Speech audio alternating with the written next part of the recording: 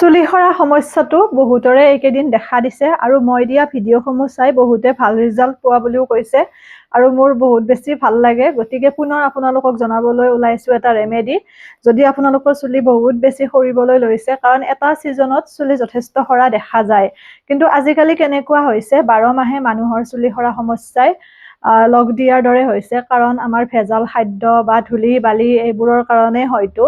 গতিকে ঘৰুৱা পদ্ধতিবোৰ অৱলম্বন কৰিলে আচলতে কোনো ধৰণৰ সাইড এফেক্ট নাই আৰু বজাৰৰ আমি যিকোনো প্ৰডাক্ট ব্যৱহাৰ কৰাটো সহজ কথা, পইচা দিলেই কিনিবলৈ পায়, কিন্তু সেইবোৰ ব্যৱহাৰ কৰিলে কেতিয়াবা ভালতকৈ বেয়া হোৱা পৰিলক্ষিত হয়। গতিকে যদি ঘৰুৱা বস্তু আপোনালোকে ব্যৱহাৰ কৰে তাৰ পৰা একো ক্ষতি নাই আৰু পানী বেছিকৈ খাব, লগতে টোপনিটো জৰুৰী, যিটো বস্তু মোৰে কম হয় কাৰণ যিহেতু কাপোৰ কানি চিলাই থকা হয়, গতিকে সময়ৰ তেনেকে নাটনি আৰু পলম নকৰি বস্তুখিনি আপোনালোকক মই কৈ দিওঁ, কাৰণ আজি মই লগাই পেলাই দেখুওৱা নাই, এইকেইদিন যিহেতু অকণ ব্যস্ত আছো আৰু কমেণ্টো বহুত আহি আছে বা মেছেজো বহুতে কৰিছে যে চুলি সৰাটো ভিডিঅ' চাই উপকৃত হৈছো বা এতিয়া চুলি সৰাটো ৰোধ হৈছে, সেইকাৰণে মই জনাই দিব বিচাৰিছো।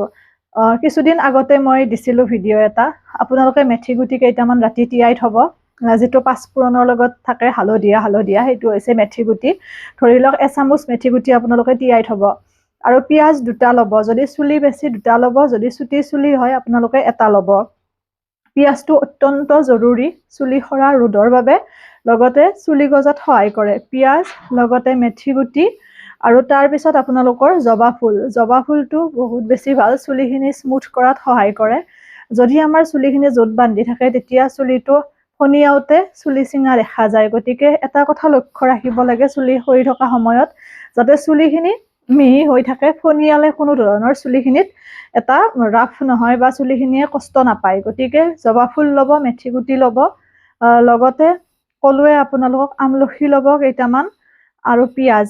আমলখি, জবা ফুল, মেথি গুটি, পিঁয়াজ, এইখিনি বস্তু খুব ধুনীয়াকে পেষ্ট এটা বনাব। আমলখিৰ গুটিটো এৰুৱাই ল'ব, লগতে মেথি গুটি কেইটা ৰাতি তিয়াই থলে সেই পানীখিনি লগতে মেথি গুটিখিনি একেলগে মিক্সি জাৰটোত দিব, গোটেইখিনি বস্তু এটা পেষ্ট কৰিব। পেষ্ট কৰি চুলিত ধুনীয়াকে লগাব আৰু লগাই পেলাই 2 ঘণ্টা সময় থাকি ধুই দিব।